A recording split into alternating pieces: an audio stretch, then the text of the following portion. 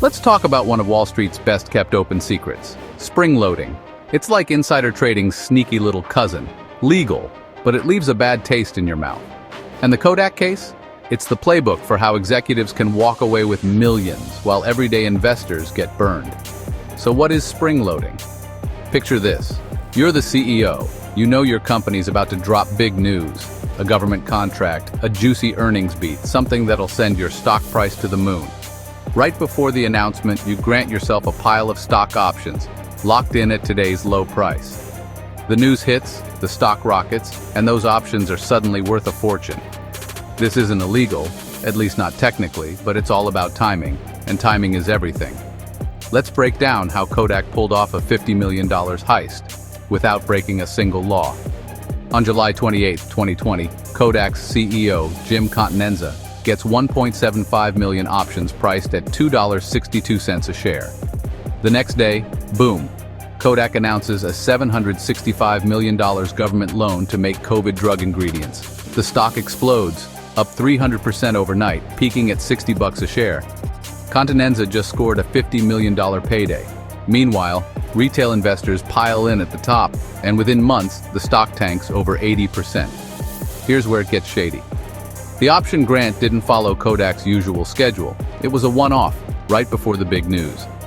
The company didn't fully disclose the timing or the real value of those options, which is a problem under SEC guidelines, specifically SAB 120. And the options, they vested immediately. No wait and see.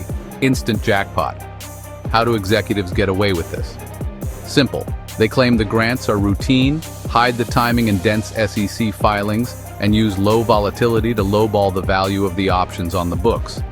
Until 2025, there's been no rule forcing companies to spell out when and why these grants happen. That's finally changing with SEC Rule 402X. But for now, the loophole's wide open. Regulators know what's up.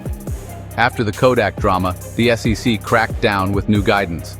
SAB 120 says you have to account for the spring-loaded effect, and Rule 402X demands more transparency on grants tied to big news. But enforcement lags behind executive creativity, and lawsuits can take years. Some call it smart business.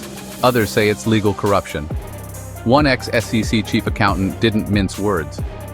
Disclosures about spring-loaded options have been grossly misleading, potentially illegal. And honestly, he's got a point.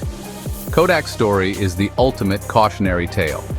A company that invented the digital camera, clung to film, and cycled through 4 CEOs in 10 years, all chasing quick wins instead of long-term value. In 2012, Kodak went bankrupt, erasing 99% of its peak value. So why does spring loading still matter? Because when insiders play games, regular investors pay the price.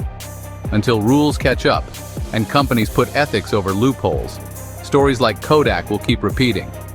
Bottom line, spring loading isn't about breaking the law. It's about gaming the system and leaving everyone else holding the bag.